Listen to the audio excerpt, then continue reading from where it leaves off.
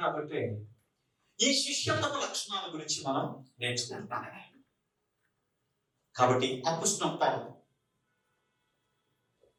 రాసిన రోమా పత్రికలోని యొక్క శిష్యత్వపు లక్షణాలను అపోస్తలుడైన పౌలు గారి యొక్క జీవితం నుంచి మనం నేర్చుకోబోతున్నాం. ఇప్పటివరకు కూడా అపోస్తలుల కార్యాల గ్రంథంలో అపోస్తలుడైన పౌలు గురించి రాయబడిన శిష్యత్వపు లక్షణాల గురించి మనం ధ్యానం చేస్తానికి దేవుడు సహాయం చేశాడు. లాస్ట్ మిడ్ వీక్ సర్వీస్ లో మనం ఒక ఇంట్రడక్షన్ గా ఆ యొక్క రోమా పత్రిక ఎవరు రాశారు, ఎవరు దానిని చేరవేశారు, ఆ యొక్క పత్రిక ఎవరికి రాయబడింది అని అనేకమైన అంశాలను మనం చూసాం క్లుప్తంగా.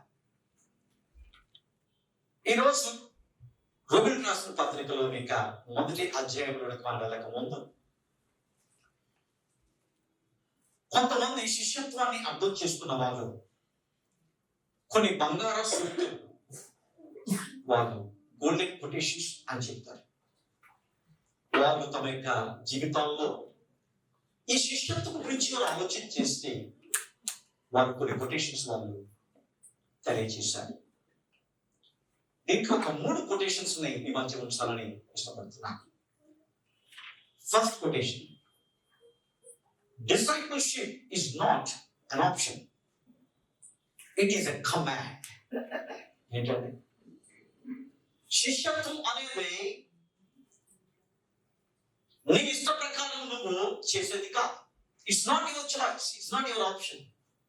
నాకు ఇష్టమైతే నేను చేస్తాను లేకపోతే చేయను, అలా దానికి లేదు. అదేంటంటే ఫుడ్ విషయంలో ఆప్షన్స్ ఉంటాయి. పప్పుచారు ఉంది, మటన్ కర్రీ ఉంది. My option is mutton curry.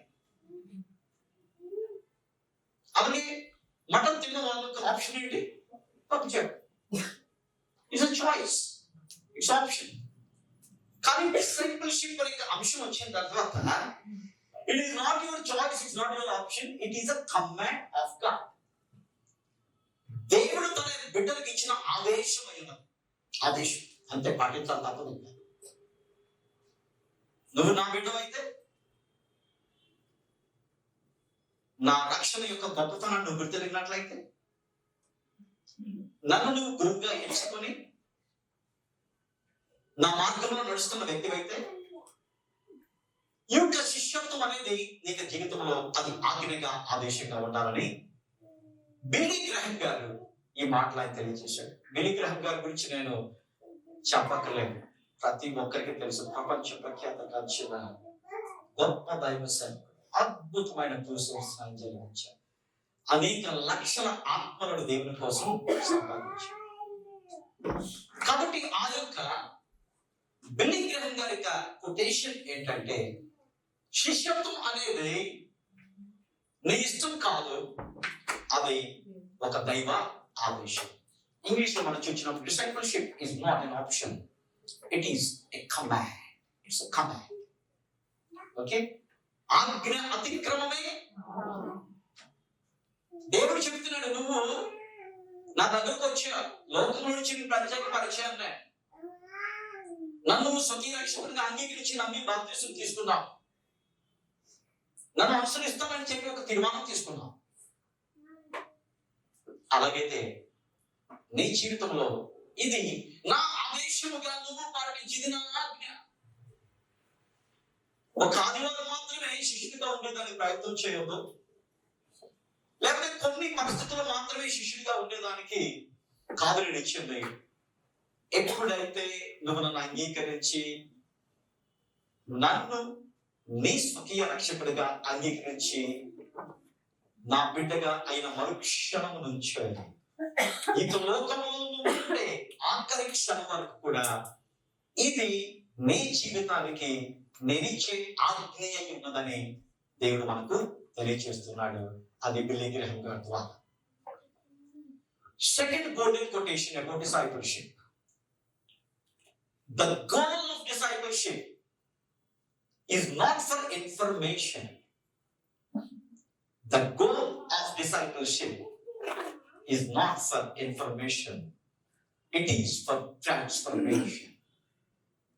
ఏంటో తెలుసా అండి, శిష్యత్వం యొక్క గురి, మనం ధ్యానించే యొక్క శిష్యత్వం యొక్క గురి,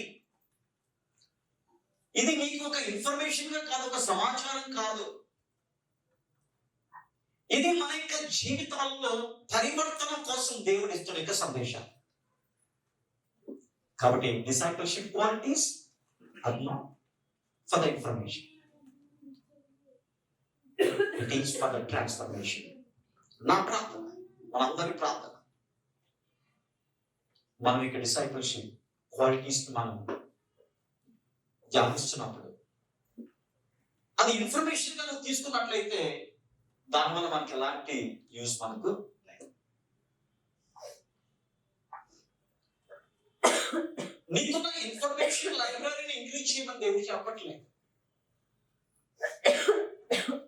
నా వాక్యం ద్వారా నీ జీవితం మారాలి, నువ్వు పరివర్తన చెందాలి అని దేవుడు ఆశిస్తున్నాడు.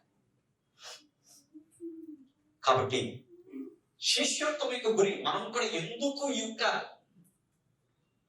అనేకమైన లక్షణాలని దాదాపు మేబీ 14 months నుంచి మనం ఈ టాపిక్ ని మనం వదిలిపెట్టకుండా ధ్యానం చేస్తున్నాం. కారణం ఏంటో తెలుసా? ఇది ఇన్ఫర్మేషన్ కోసం కాదు, ఇది మన యొక్క జీవితాల్లో పరివర్తన కోసం దేవుడు ఇస్తున్న దాని సంగతి మనం జ్ఞాపకం చేసుకుంటాం. కాబట్టి ప్రతి మిడ్ వీక్ సర్వీస్ లో కూడా కొన్ని క్వాలిటీస్ దేవుడు మనకు ప్రేమతో తెలియజేస్తున్నాడు. మనం చక్కగా వింటాము, మంచిది. కానీ వినిన మనం ఏం చేయాలి? వాటిని ఆజ్ఞలుగా భావించి మన యొక్క జీవితంలో మన యొక్క మనస్సును మనం ఏం చేయాలి? మార్చుకొని రూపాంతరం మనం చెప్పాలి. దేవునికి ఇష్టమైనది ఏంటంటే నీకు నా హెడ్ నాలెడ్జ్ కాదు, బైబిల్ నాలెడ్జ్ కాదు. దేవుడు ఆయన నీ యొక్క వ్యక్తిగత జీవితంలో నువ్వు నేర్చుకున్న దాన్ని ఎంతగానో పాటించి ఆయనకు మహిమకరంగా నువ్వు జీవిస్తున్నావు అనేది దేవుడు ఏం చేస్తున్నాడు చూస్తున్నాడు. బహుశా నీకున్న అనేక హెడ్ నాలెడ్జ్ ని బట్టి, నీకున్న బైబిల్ నాలెడ్జ్ ని బట్టి అనేక మంది నేను మెచ్చుకోవచ్చు. నీకు బాగా తెలుసు Bible, it's good, nothing wrong in that. కానీ మోస్ట్ ఇంపార్టెంట్ ఏంటంటే మనుషులు కాదు మనం మెచ్చుకునేది. ఎవరు మెచ్చుకోవాలి? దేవుడు మెచ్చుకోవాలి. దేవుడు మెచ్చుకోవాలంటే ఏం చేయాలంటే నీకు పెద్దగా అంతగా ఎందుకు నేర్చుకోవాలని దేవుడు నేను క్వశ్చన్ చేయడు. కానీ నేర్చుకున్న దాన్ని, నీకు తెలిసిన దాన్ని నువ్వు ఎందుకు పాటించలేకపోతున్నావు అని దేవుడు ప్రశ్న అడుగుతాడు. కాబట్టి ప్రభుత్వ పిల్లల ఈ యొక్క శిష్యత్వం యొక్క జ్ఞానాలు గురి ఏంటంటే ఇది సమాచారం కోసం కాదు, ఇది మన కుటుంబాలు, మన యొక్క వ్యక్తిగత జీవితాలు, మన ఆత్మీయ జీవితాలు పరివర్తన చెందేదానికి దేవుడు ఇస్తున్న గొప్ప అవకాశంగా మనం భావిస్తాం. Third golden quotation, discipleship is not just about learning principles. It is about following a person. You know who is that person? Jesus is the person. కాబట్టి శిష్యత్వం యొక్క కొన్ని సూత్రాలు నేర్చుకుంటాం కాదు, ఒక వ్యక్తిని, అంటే ఆ వ్యక్తి ఎవరంటే యేసుక్రీస్తుని అనుసరించడమే శిష్యత్వం. కాబట్టి ఇక ధ్యానాల యొక్క సారాంశం ఏంటంటే ఇవి కొన్ని ప్రిన్సిపల్స్ గా నువ్వు చూస్తున్నావు, ఇట్స్ ఓకే. కానీ మోస్ట్ ఇంపార్టెంట్ అంటే ఈ ప్రిన్సిపల్స్ అన్నింటినీ కూడా ఒక వ్యక్తి పాటించాడు. ఆయన చెబుతున్నాడు, నన్ను పోలి మీరు నడుచుకోండి. అపోస్తలుడు పౌలు తర్వాత యేసు ప్రభువు కూడా చెప్పిన మాట ఏంటంటే నన్ను పోలి మీరు నడుచుకోండి. కాబట్టి శిష్యరికం అంటే శిష్యత్వం అంటే మనకి జీవితాల్లో మనం గమనించవలసింది ఏంటంటే యేసు ప్రభువుని అనుసరించు. ఇప్పుడు రోమీయులకు రాసిన మొదటి పత్రికలో అపోస్తలుడు పౌలు యొక్క శిష్యత్వ లక్షణాల గురించి మనం ధ్యానం చేద్దాం. మొదటి లక్షణం, రోమీయులకు రాసిన పత్రిక 1వ అధ్యాయము 1వ వచనం. చాలు, యేసుక్రీస్తుకు దాసుడును. ఎవరి గురించి చెప్తున్నాడు ఈ మాట? అపొస్తలుడు పౌలు తన గురించి చెప్పుకుంటున్నాడు. నేను ఎవరికి దాసునో తెలుసా? నేను క్రీస్తుకు దాసులను. శిష్యుడు అంటే ఎవరంటే ఎవరైతే యేసుక్రీస్తును తమ యొక్క జీవితాల్లో యజమానుడిగా ఉంచుకొని, ఎవరైతే ఆయనకు ఒక్కడికి మాత్రమే దాసుడుగా ఉన్నట్లయితే నువ్వేంటి? శిష్యుడు. అపొస్తలుడు పౌలు అదే చెప్తాడు, నేను క్రీస్తు యేసుకు దాసుడుగా. ఇక లోకంలో నేను కొంత సమయం మాత్రమే క్రీస్తుకు దాసుడు కాదు. నేను ఎప్పుడైతే నా జీవితంలో యేసు ప్రభుని నేను ఎరిగాను, అప్పటి నుంచి కూడా నా జీవితంలో నేను ఆయనకు దాసుడను. అదే యేసు ప్రభు కొండ మీద ప్రసంగం చేస్తూ ఒక అద్భుతమైన మాటను ఆయన వాడాడు. మత్తయి సువార్త 6:24 చదవండి. మత్తయి సువార్త 6:24. ఎవడును ఇద్దరు యజమానులకు దాసుడుగా ఉండనేరడు. అతడు ఒకరిని ద్వేషించి ఒకరిని ప్రేమించాలి. ఇక్కడేంటి? యేసు ప్రభు నోరు తెరిచి రకంగా మాట్లాడుతున్నాడు. ఏంటి? ఒకడికి ఉంటే ఒక యజమాని ఉండాలి అంతే. ఇద్దరు యజమానులు ఉండరు. ఒకవేళ ఇద్దరు యజమానులు ఉన్నట్లయితే ఒకడిని ప్రేమిస్తారు, ఇంకొకరు ఏం చేస్తారు? దేని దినాన్ని క్రీస్తుకు నువ్వు దాసుడు అయితే దేవుడు నీకు యజమానుడిగా ఉంటాడు. ఇంకా లోకంలో ప్రతి దాన్ని కూడా నువ్వేం చేస్తావంటే పక్కన పెడతావు. క్రీస్తు కంటే ఎక్కువగా దేన్ని నువ్వు ప్రేమించు, క్రీస్తు కంటే ఎక్కువగా దేన్ని పట్టించుకో. అది శిష్యత్వం యొక్క ఒక అద్భుతమైన లక్షణం. అపొస్తలుడు పౌలులో ఉన్న యొక్క గొప్ప లక్షణం ఏంటంటే ఆయన ఇక లోకంలో దేనికి దాసుడిగా ఉండేదానికి ఆయన తీర్మానం తీసుకున్నాడు. ఒకప్పుడు యేసు ప్రభు దగ్గర రాకముందు అనేకమైన మందికి దాసుడిగా ఉన్నాడు. ఇక లోకంలో అనేకమైన వాటికి దాసుడిగా ఉన్నాడు. కానీ ఎప్పుడైతే దేవుని చేత పట్టబడ్డాడు, ఎప్పుడైతే దేవుని యొక్క స్వరాన్ని విన్నాడో, అప్పటి నుంచి తన యొక్క జీవితంలో తీర్మానం తీసుకున్నాడు. ఏంటో తెలుసా? నా బతుకైతే బ్రతుకట క్రీస్తు, నేను క్రీస్తు కోసం బతుకుతాను. ఈ బతుకంతా ఇంక దేని కోసం తెలుసా? నా యజమానుడైన యేసయ్యకే. కాబట్టి యేసు ప్రభు చెప్పిన ఉపమానంలో ఇద్దరు యజమానుల గురించి చెప్పాడు. కానీ మనం డైలీ లైఫ్ నుంచి వచ్చినప్పుడు అనేకమైన యజమానులు అనుకుంటాం. ఉద్యోగం అనేది ఒక యజమానుడు కావచ్చు, ఫ్రెండ్స్ అనేది ఒక యజమానుడు కావచ్చు. ఇక లోకంలో కొంతమంది యజమానులుగా మనం, అంటే దాని అర్థం ఏంటంటే క్రీస్తు స్థానంలో వాళ్ళని మనం ఏం చేస్తున్నాం? రీప్లేస్ చేస్తున్నాం. ఒక ప్రియారిటీ క్లాస్ వచ్చినప్పుడు, ఒక ఎగ్జాంపుల్, నీ యొక్క ఇంట్లో ఒక శుభకార్యం జరుగుతుంది. నీకు తెలిసిన ఒక దూరపు బంధువు వాళ్ళ యొక్క ఇంట్లో కూడా ఒక శుభకార్యం జరుగుతుంది. రెండు కూడా ఒకే రోజు ఒక టైం. ప్రియారిటీ క్లాస్ వచ్చింది.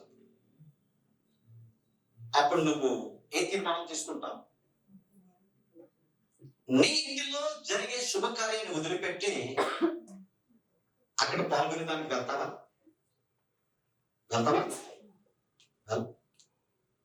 నీకు కుటుంబంలో జరిగేది ఇంపార్టెంట్. ఒక దాన్ని నువ్వు పట్టుకుంటావు, ఇంకో దాన్ని ఏం చేస్తావు? వదిలేస్తావు. మీకు అర్థమైన ఉండాలని చెప్తున్నాను. దేవుని విషయంలో కూడా అంతే. ప్రియారిటీ క్లాష్ వస్తుంది ఒకసారి మన యొక్క దైనందిన జీవితంలో.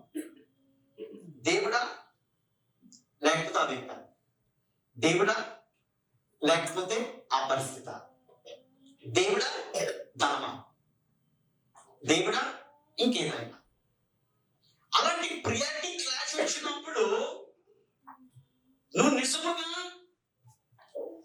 క్రీస్తుకు దోషం అయితే ద ఫస్ట్ ప్రియారిటీ నువ్వు ఎవరికి ఇస్తావు?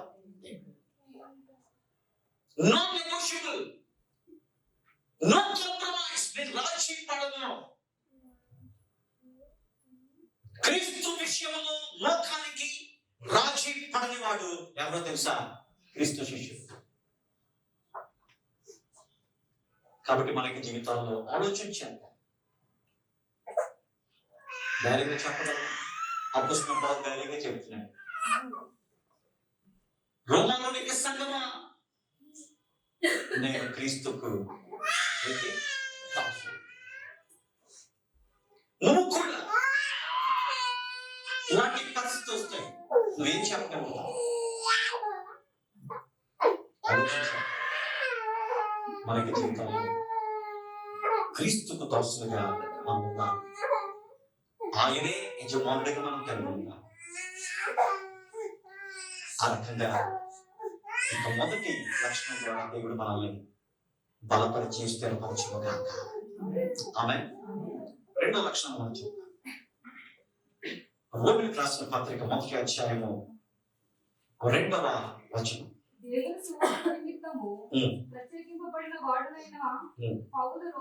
చాలా ఇక్కడ మనం గమనించింది ఏంటంటే శిష్యత్వముని యొక్క రెండవ లక్షణం రోమిలకు రాసిన పత్రికలో అపొస్తలుల పౌలు యొక్క జీవితం నుంచి దేవుని యొక్క స్వార్థ నిమిత్తము పిలువబడి ప్రత్యేకించబడిన వాడు ఎవరండి? అపొస్తలుల పౌలు. దేవుని యొక్క స్వార్థ నిమిత్తం దేవుడు పిలిచాడు. ఆ పిలిచిన దేవుడు ప్రత్యేకించాడు.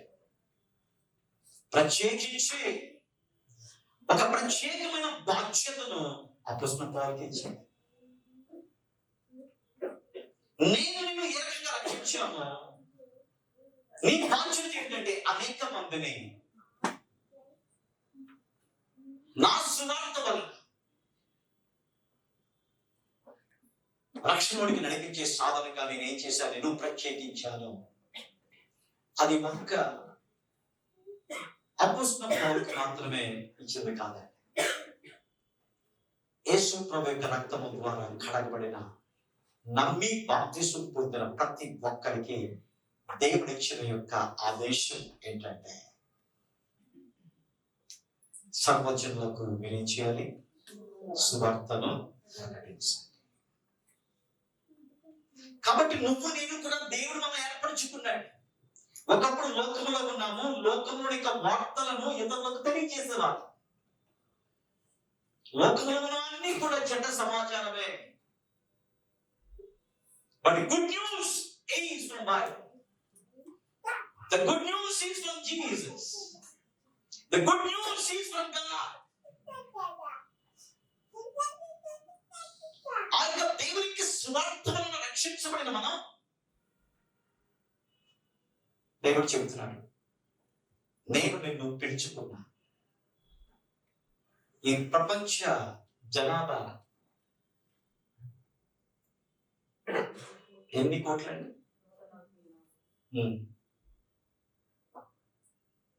ఇలాంటి ఇంతమంది జనాభాలో దేవుడు నిన్ను నన్ను ఏం చేశాడు? ఆయన పిలుచుకున్నాడు.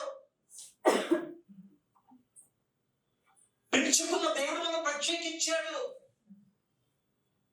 ఇక లోకంలో దేవుని బిడ్డలుగా, దేవుని శిష్యులుగా ఉన్న మనము ఇక లోకానికి సువర్తమానం అందించేవారిగా మనం ఉండాలి తప్ప వేరే వర్తమానం మనకి జీవితాలు అందించేవారిగా మనం ఉండకూడదు. శుభ సమాచారము మన నోట్లోంచి బయటకు రావాలి. అదే సువార్త. సువార్తకు మించిన సమాచారం ఈ లోకంలో ఏది? సువార్త శక్తి కలిగినది, అది మహాశక్తి ఉన్నది. అలాంటి మహాశక్తి కలిగిన సువార్తను ప్రచురించేదానికి దేవుడు మనం ఏం చేశాడు? ఏర్పరచుకున్నాడు.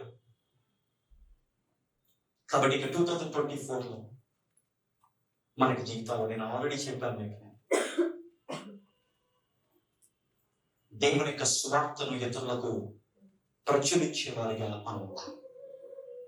నీకు తెలిసిన వాళ్ళు అనేక మంది ఉన్నారు. నువ్వు రోజులు అనేక మంది నువ్వు సాంగత్యం చేస్తావు. అనేక మంది నీతో నవ్వుతూ ప్రేమతో మాట్లాడుతున్నారు. చాలా మంచి ఫ్రెండ్స్ గా వాళ్ళు ఉన్నారు. కానీ వాళ్ళు ఇంకా యేసు ప్రభు యొక్క సువార్త వాళ్ళకు అందలేదు. దేవుడు ఎంతో ప్రేమ కలిగి ఆ వ్యక్తిని నీకు పరిచయం చేశాడు.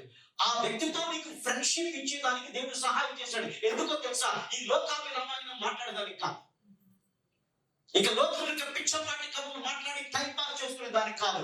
దేవుడు ఎందుకు ఆ యొక్క వ్యక్తిని నీ జీవితంలో వచ్చాడో తెలుసా? ఆ వ్యక్తికి నువ్వు సువార్తను ప్రకటించి, అది కొంతమంది సేవకులు చేస్తారు. నువ్వు ఇంతవరకు కూడా ఏంటంటే పొరపడుతున్నా. అదే ఇక డిసైపుల్షిప్ అనే టాపిక్ నువ్వు అర్థం చేసుకున్నట్లయితే ఇది ప్రతి ఒక్కరికి దేవుడు ఇచ్చిన బాధ్యతగా మనం ఎంచుకుంటాం. అలాంటి ప్రత్యేకమైన ప్రేమతో దేవుడిని పిలుచుకున్నాడు. కాబట్టి దేవుని యొక్క పిలుపుకు లోబడి ఈ పని నేను చేస్తాను. ఒక్కడుగు ముందుకై నీకోసం దేవుడు 10 అడుగులు వేస్తాడు. నేనేం చెప్పగలను అని అనుకో. దేవుని యొక్క స్వాధీనంలో నీకు నువ్వు దేవుడే తన మాటలతో నేనేం చేస్తాడో అనిపిస్తుంది. దేవునికి కావాల్సింది నీకున్న టాలెంట్స్ కాదు. దేవునికి కావాల్సింది నీ అవైలబిలిటీ.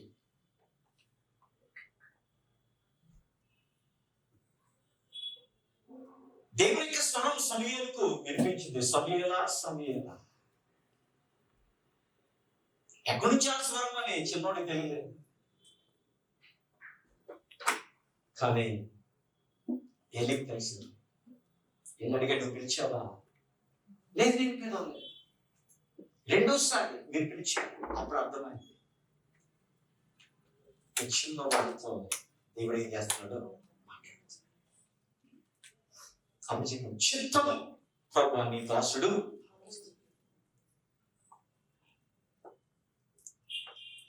శిష్యుడిగా నువ్వు ఇక లోకంలో దేవుని యొక్క సువార్తను ఏ రకంగా నువ్వు అందచేయాలో బైబిల్ కాలేజీకి వెళ్ళకల్లా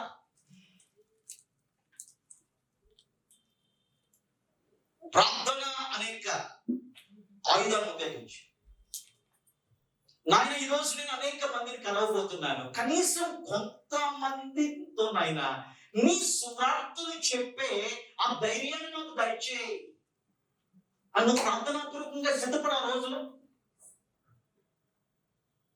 దేవుడు అద్భుతంగా నీ ద్వారా ఆయన పని చేసుకుంటాడు. చూడండి ప్రియులారా, మనం అనుకుంటాం దేవుని యొక్క పరిచయంలో అనేకమైన పనులు చేస్తున్నాం, మంచిది. కానీ అతి ముఖ్యమైన పని ఏంటో తెలుసండి? సువార్త ఇతరులకు చెప్పడం. అందుకని దేవుడు మనం పిలుచుకున్నాడు. అందుకని దేవుడు మనం ఏం చేశాడు? ప్రత్యేకించాడు. ఆ యొక్క పిలుపును అపొస్తలుడు పౌలు నమ్మకంగా చేయగలిగాడు. కాబట్టి మనకి జీవితాలు చాలా సంవత్సరాలు గడిచిపోయినాయి. యేసు ప్రభువుని నమ్మి బాప్తిసం తీసుకొని చాలా చాలా సంవత్సరాలు మనకి జీవితాలు గడిచిపోయినాయి. సువార్త చెప్పే అలవాటు మనకు లేదు. ఎన్నో అవకాశాలు దేవుడు ఇస్తున్నా కానీ అవకాశాలు మనం ఏం చేశారంటే దుర్వినియోగపరుచుకున్నాం. కానీ 2024లో ఈరోజు ఒక తీర్మానం తీసుకుందాం. నాయన నువ్వు నన్ను పిలిచావు. ఇక లోకంలో అనేక మందికి లేని పిలుపును నాకు ఇచ్చావు నాయన. యెహోవా దేవుడు కాగా జన్మగానే మనం చేసుకున్నాం. ఈ లోకం నుంచి నువ్వు ప్రత్యేకించావు నాయన. ఎందుకంటే నీ సువార్తను ఇతరులకు చాటి చెప్పాలని నువ్వు నన్ను పిలుచుకున్నావు. కాబట్టి 2 లక్షణాలు ప్రమాణం చేశాడు. శిష్యుడు ఎవరండి? యేసుక్రీస్తుకు దాసుడైన వాడు, దేవుని ఒక్కడే యజమానుడిగా కలిగిన వాడు ప్రియారిటీ క్లాష్ వచ్చినప్పుడు దేవునికి టాప్ మోస్ట్ ప్రియారిటీగా తనకి జీవితంలో ఇచ్చేవాడు ఎవరండి? యేసు ప్రభు యొక్క శిష్యుడు. అపొస్తలుడు పౌలు ఆ రకంగా ఆయన చేశాడు.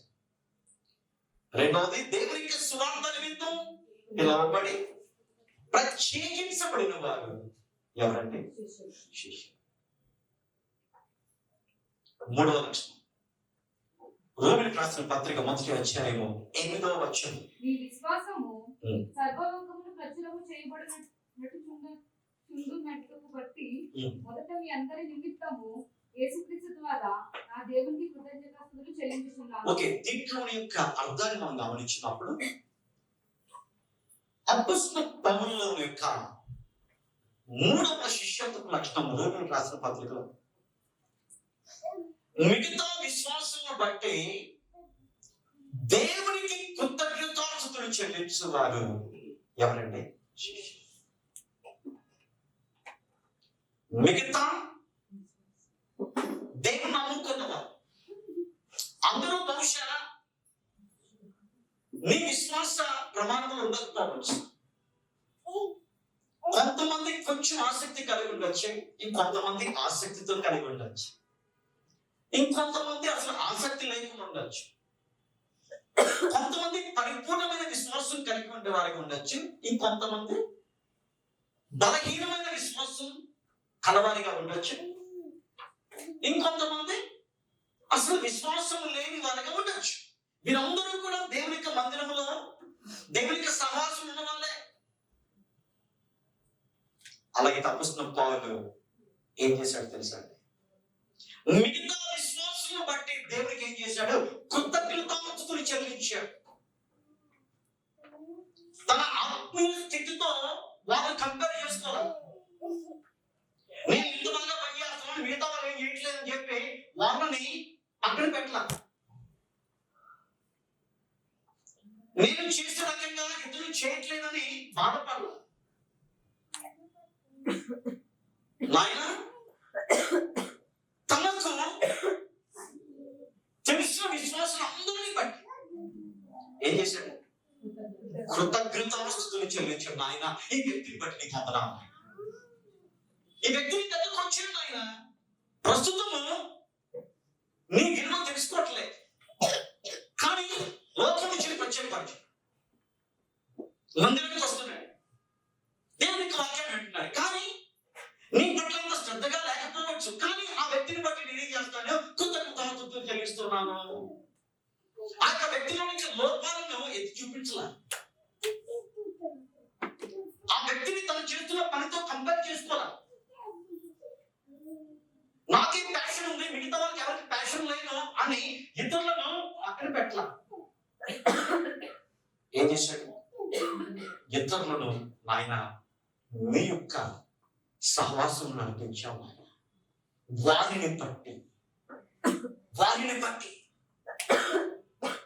నీకేం చేస్తాను? నేను కృతజ్ఞతాస్తుతులు చెల్లించు. Lord, thank you for this brother, thank you for that sister.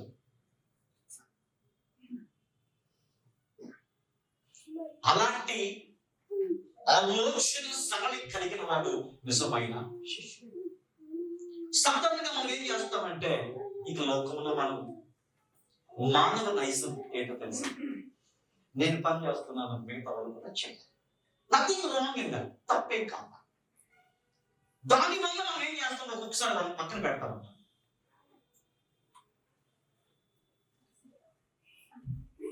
వాళ్ళను దేవునికి పరిచయం ఇన్వాల్వ్ చేసేదానికి మనం బహుశా వెనక ముందు ఆలోచించవచ్చు, కానీ వాళ్ళ కమిట్మెంట్ లేదు కదా.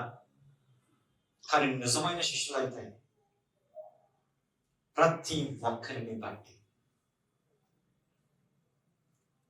వారి వరకు లోకములోని వాటి పట్ల విశ్వాసం కలిగి ఉన్నారు, కానీ దేవుని నమ్ముకున్నారు, దేవుని యొక్క మందిరానికి వస్తున్నారు, దేవుని యొక్క సహవాసానికి వస్తున్నారు. బహుశా మనకున్నంత బలమైన విశ్వాసం బహుశా వారికి లేకపోవచ్చు. కాబట్టి నీకున్న విశ్వాస ప్రమాణం చేత ఇతరులను మనం పక్కన పెట్టకుండా వారి విషయంలో వాళ్ళకు ప్రత్యేకపరచుకోవాలి. ముందుకు మనం ఏం చేయాలి? కృతజ్ఞతాస్తుతులు. ఒకవేళ యేసు ప్రభు కనుక పక్కన పెట్టే లక్షణం వచ్చినట్లయితే ఆ 12 మంది శిష్యుల గురించి మనం ధ్యానం చేసేటప్పుడు మీకు చెప్పాను నేను. ఆయనకు అన్నీ తెలుసు, తెలియదు. పేతురు 3 సార్లు గుంపుతాడని తెలుసా? తెలిసి ఏం చేశాడు? పేతురు, నీకు నేను ఈ బండ మీద నీ సంఘాన్ని కడతాను. బండ మీద సంఘాన్ని కడతా. పరలోకం యొక్క ఏంటి తాళం చెల్లికి ఇస్తా. ఎవరికంటే మొక్కిన పేతురు గురించి తెలుసున్న దేవుడు ఏం చేశాడు? ప్రస్తుతం పొందాడు. కానీ ఒక రోజు పశ్చాత్తాపడిన ఆ యొక్క పేతురు నిజంగా దేవుని పట్ల విశ్వాసంతో తన ప్రాణాన్ని సైతం దేవునికి ఇస్తాను. దేవుని తెలుసు. ఆ ఆపర్చునిటీ యేసు ప్రభు ఇచ్చినప్పుడు మనుషులుగా మనం ఎంత ఇవ్వాలండి? యేసు ప్రభు అకామిడేట్ చేశాడండి. యేసు ప్రభు చేర్చుకున్నాడండి. యేసు ప్రభు ఏం చేశాడు అంటే దాని అర్థం ఏంటి? ఈ బొంకెతనాన్ని యేసు ప్రభు ఎంకరేజ్ చేసినట్ట. యేసు ప్రభు డిసిప్లినరీ యాక్షన్ తీసుకోలేదంట. అక్కడ దేవుని పరిచర్య అనేది ప్రేమతో నింపబడిన పరిచర్య. ఇక లోకంలో ఇక పనులకు దేవుని మందిరంలో చేసే పనుకున్న వ్యత్యాసం అదేనండి. లోకంలో పని చేసినట్టు దేవుని మందిరంలో పని చేయటం అది కాదు.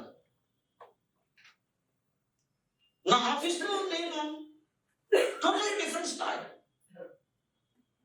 అది అక్కడ కావాలి, నేను కంట్రోల్ చేయాలి, తప్పదు.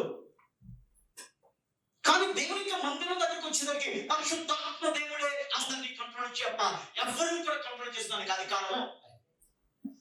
అప్పుడు పౌలు దానికి ఆయన ఏం చేస్తాడు? నిదర్శనం. యేసు ప్రభు దానికి నిదర్శనం.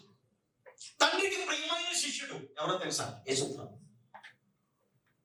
యూదా ఇస్కరియోతు గురించి తెలియదంటే తెలియదానికి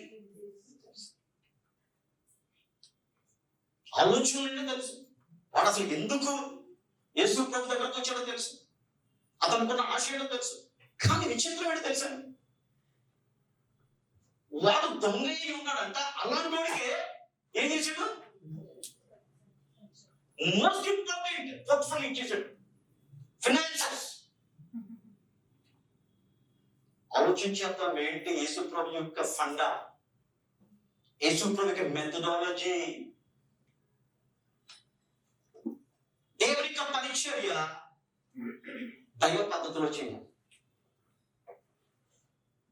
అపొస్తలుడైన పౌలు ఆయన చెబుతున్న మాట ఏంటంటే, మిగతా విశ్వాసులు బహుశా నాంత ఆత్మీయంగా లేకపోయినప్పటికీ, నాంత కమిట్మెంట్ వరకు లేకపోయినప్పటికీ, నాంత డెడికేషన్ వరకు లేకపోయినప్పటికీ, వారిని బట్టి నేను ఏం చేస్తాను? దేవునికి కృతజ్ఞతలు చెల్లిస్తాను తప్ప వాళ్ళని ఏం చేస్తాను? నేను పక్కన పెట్టను. వాళ్ళ గురించి తప్పుగా నేను మాట్లాడను. వారిని బట్టి దేవునికి ఏం చేస్తాను? కృతజ్ఞతలు చెల్లిస్తాడు. కారణం వాళ్ళు అలాగే ఉన్నామనే. నాయన వాళ్ళందరూ అలాగుంటే నేను మాత్రం హీరో అయిపోతాను కాబట్టి వాళ్ళు అలాగే ఉంచు. కాదు అర్థం, నాయన మేమందరూ చేసేది నీ పని నాయన. ఇప్పుడు నాకు బలం ఉంది, నన్ను వాడుకుంటున్నాను. ఒక రోజు రావచ్చు నాయన, ఆ సమయంలో వారిని నువ్వు నిలబెట్టబోతున్నా. నీ పరిచయం నాతో ఆగే పరిచయం కాదు. ఇక రెండవసారికి లోకంలో నువ్వు వచ్చే వరకు కూడా అపొస్తలుడైన పౌలుగా నేను ఈ పరిచయం చేయలేదు. కారణం ఏంటంటే నువ్వు ఎప్పుడు పిలుస్తాను నేను వచ్చేస్తాను. కానీ వీళ్ళు సంఘంలో చేర్చబడ్డారు కదా, నీ బిడ్డలుగా వాళ్ళు ఉన్నారు కదా. నాకు తెలుసు ఆయన, నువ్వు అధిక జీవితంలో నువ్వేం చేస్తావు? వాళ్ళతో నీ పరిచయం నువ్వు కొనసాగిస్తావు. బహుశా ఇప్పుడు వాళ్ళు చేయట్లేదు, కానీ ఫ్యూచర్ లో వాళ్ళు ఏం చేస్తావు? గొప్పగా నువ్వు. ఇది మనకు జీవితంలో ఒక కనువిప్పుగా మనం ఉండాలి. నేను ఆల్రెడీ చెప్పాను. నేను 3 quotations నేను చెప్పాను. దయచేసి ఇన్ఫర్మేషన్ గా తీసుకోండి. ఇన్ఫర్మేషన్ గా తీసుకోండి. 2 చేతులు జోడించి చెప్తున్నాను మీకు. ఇన్ఫర్మేషన్ కావాలంటే బైబిల్ కంటే ఇంకా అనేకమైన ఇన్ఫర్మేషన్ ఇచ్చే అనేకమైన ఉన్నాయి.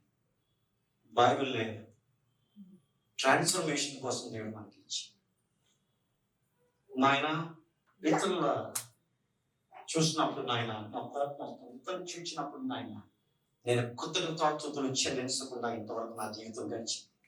కానీ ఇక్కడ నుంచి ఏం చేస్తాను?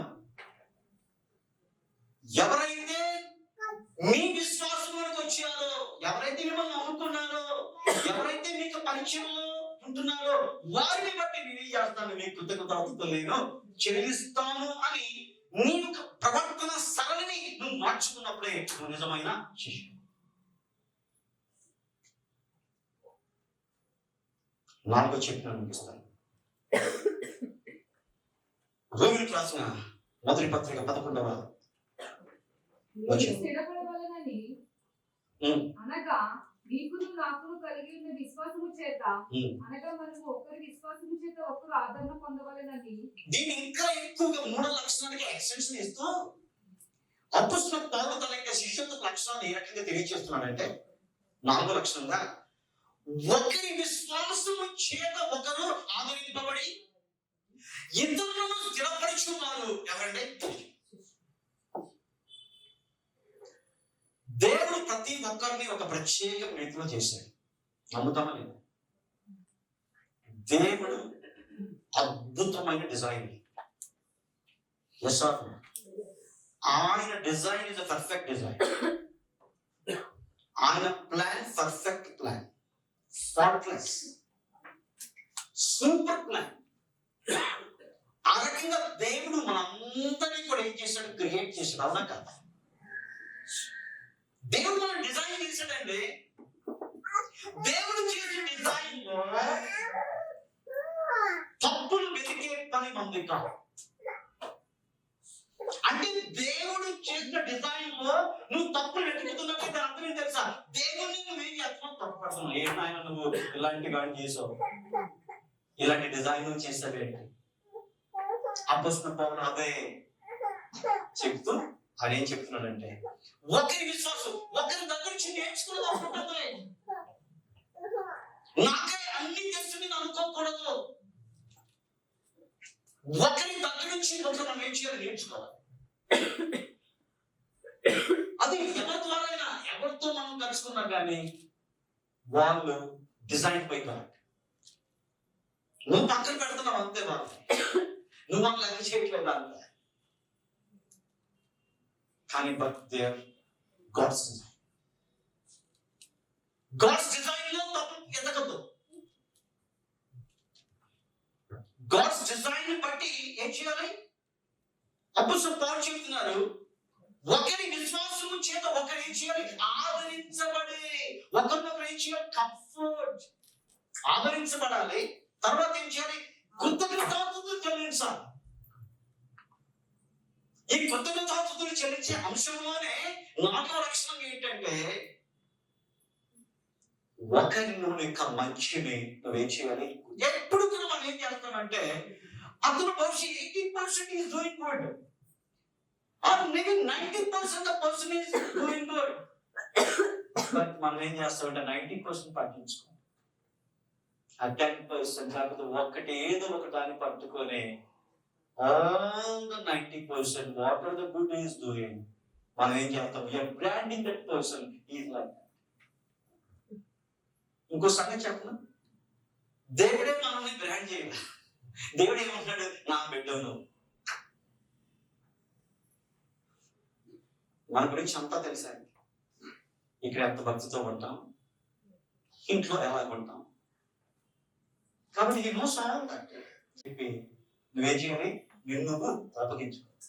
కానీ ఇతరుల పట్ల ఏం చేయాలి? ఇది యేసయ్య మనకిచ్చిన మాదిరి అండి. క్రీస్తు మాదిరి ఉంచి వెళ్ళిపోయాడు. ఎందుకో? నువ్వు నేను ఆ మాదిరిని మనం కలిగి ఉండాలని. అపొస్తలుడైన పౌలు ధైర్యంగా చెప్తున్నాడు, నేను క్రీస్తుని పోలి నడుచుకున్న ప్రకారము నన్ను పోలి మీరు నడుచుకోండి.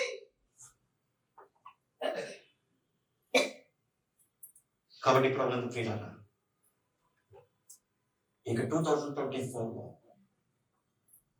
let us not look at the negative content. If you are doing that, you are not disciple. Simple. If you are not a disciple, you will not enter into the kingdom of God. Simple formula. దేవునికి చిత్త ప్రకారం చేయబడే పరలోక రాజ్యంలో ఉంటాడు. దేవునికి చిత్త ప్రకారం చేయండి. మనం చెప్పుకునే 4 పాయింట్స్. క్రీస్తుకు దాసుడుగా ఉండడం, దేవునికి సువార్త నిమిత్తం పంపబడి ప్రత్యేకించబడి, మిగతా విశ్వాసము బట్టి దేవునికి కృతజ్ఞతాస్తుతులు చెల్లించడం, ఒకరి విశ్వాసం చేత ఒకరు ఆదరింపబడి ఇతరులను ఏం చేయాలి? స్థిరపరచాలి. నువ్వు మాట్లాడే మాట వలన దేవునికి మనం దగ్గరగా రావాలి తప్ప పొరపాటునైనా ఉన్నదానికంటే దూరంగా వెళ్ళిపోకూడదు. అది ఎంత కోపం వచ్చినా నీకు, అది ఎంత భయంకరమైన పరిస్థితి అక్కడ ఉన్నా కానీ, వీఆర్ డిసైపుల్స్. దేవుడు చెప్తున్నాడు, ఇతరులను స్థిరపరచు, ఇతరులను చేర్చుకో, ఇతరులను వచ్చుకో, ఇతరులను సహనం కలిగి ఉండు, వారి గురించి ప్రార్థన చేయి. నిన్ను వాడుకున్న దానికంటే గొప్పగా నేనేం చేస్తాను వారిని. నీ సమయం వచ్చింది, ఆ సమయంలో నేనేం చేస్తాను తప్పగా వాడుకుంటాను. కాబట్టి ప్రభునందు ప్రియుల ఈ యొక్క 11 వచనాలు మీరు ఇంటికి వెళ్ళిన తర్వాత చదవండి. దీంట్లో పరిశుద్ధాత్మ దేవుడు ఇంకా అనేక విషయాలు మీతో మాట్లాడతాడు. నేను రోమిలకు రాసిన పత్రికని నేను ధ్యానం చేయట్లేదు. దీంట్లో ఒక సబ్ టైటిల్ ఏంటో తెలుసా? అపోస్తలుల పౌలు యొక్క శిష్యత్వ లక్షణాల గురించి నేను మాట్లాడుతున్నాను. ఇంకా దీంట్లో అనేకమైన అంశాలు దేవుడు మనకు నేర్పిస్తాడు. కాబట్టి ఈరోజు మొదటి అధ్యాయం మొదటి 11 వచనాల్లో అపోస్తలుల పౌలు యొక్క శిష్యత్వ లక్షణాలు నెంబర్ 1, క్రీస్తుకు దాసుడు ఎవరంటే శిష్యుడు. ఒక్కడే యజమానుని కలిగిన వాడు శిష్యుడు. దేవుని యొక్క సువార్త నిమిత్తం పిలువబడి ప్రత్యేకింపబడిన వాడు శిష్యుడు. మిగతా విశ్వాసాన్ని బట్టి దేవునికి కృతజ్ఞతాస్తుతులు చెల్లించువాడు శిష్యుడు. ఒకరి విశ్వాసం చేత ఒకరు ఆదరింపబడి కృతజ్ఞతలు చెల్లించు, ఇతరులను స్థిరపరిచేవారు. ఇతరుల నుంచి స్థిరపరిచే. ప్రస్తుతం దేవుడికి దూరంగా ఉంటాడు. ఇంకా నీ మాటల వలన, నీ ప్రవర్తన వలన ఇంకా దూరం పంపించుకుంటాడు. అట్లీస్ట్ వాడు చర్చికి వస్తున్నాడు. ఇప్పుడు మనం మాట్లాడే పద్ధతి వల్ల ఏంటంటే చర్చ అయిపోతాడు. ఏది బెటర్? దేవుడు చేయమన్నది మనం చేద్దాం. ఆయన తన పని నేను చేస్తాడు. అపోస్తలుల పనులే దానికి అసలు ఎవరైనా ఊహించుంటారండి? సౌలు ఇంటింటా వెళుతూ ఏం చేసేవాడు? బహు భయంకరంగా క్రీస్తు యొక్క నామానికి డ్యామేజ్ చేసిన వ్యక్తి ఎవరో తెలుసా? సౌలు. తన యొక్క లైఫ్ గోల్ ఏంటంటే క్రీస్తుకు విరోధమైన కార్యాలు చేయటమే, క్రీస్తు సువార్తను ఆటంకపరచటమే, క్రీస్తు ప్రేమను ప్రకటిస్తున్న వారిని చావబడటమే. అది స్త్రీలని కాదు, పురుషులు కాదు, చిన్నవాళ్ళని కాదు. ఇంటింటా వెళ్ళి జుట్టు పట్టుకొని లాక్కొని అంత భయంకరంగా ప్రవర్తించే సౌలు దేవుడు ఏం చేసింది? ఒక సమయం వచ్చింది. ఆ సమయంలో ఏం చేశాడు? దేవుడు ఏం చేశాడు? అలాగే మనకి జీవితాలు అందరూ ఒకేలా లేరు. కొందరు బలమైన విశ్వాసం ఉన్నారు, కొందరు బలహీన విశ్వాసం. కానీ మనం చేయవలసింది ఏంటంటే వాళ్ళను స్థిరపరిచేవారు, వాళ్ళను చేర్చుకునేవారు, వాళ్ళ కోసం కన్నీరు కాల్చేవారు. వాళ్ళ గురించి మాట్లాడుకునే దానికంటే 2 కన్నీటి బొట్లు వారి కోసం నువ్వు కారిస్తే వాళ్ళకి జీవితాల్లో దేవుడు తన చిత్తాన్ని ఏం చేస్తాడు? గొప్పగా వాడుకుంటాడు. ఎంత డ్యామేజ్ చేసి చేశాడో దానికంటే కొన్ని రెట్లు, కొన్ని వందల వేల రెట్లు అపొస్తలుడైన పౌలు దేవుని యొక్క మహిమకరంగా దేవుడు ఏం చేశాడు. ఒకప్పుడు దూషకుడు, హానికరుడు, ఇప్పుడు ఆ సువార్తయే తన యొక్క శ్వాసగా జీవించాడు, ఆయన కోసం బ్రతికాడు. ఆఖరికి తనను కూడా ఎవరికి ఇచ్చేశాడు, యేసు కోసం ఇచ్చేశాడు. ఇలాంటి శిష్యత్వ లక్షణాలని మనకి జీవితంలో మనం కలిగి ఉందాం. Again, my humble appeal, it is not for information. సమాచారం కోసం నేను చెప్పలేదు వీటిని. ఇప్పటి నుంచి వాటిని ఏం చేద్దాం, ఆచరణలో పెట్టి మన యొక్క జీవితాలు మనం ఏం చేద్దాం. అలాంటి కృప దేవుడు మనకి ఇచ్చి నడిపించును కాక. ప్రార్థన చేసుకుందాం. ప్రియ సోదరుడు, సమాధానంగా ముగింపు ప్రార్థన నడిపించాలని నేను మనం చేస్తున్నాను.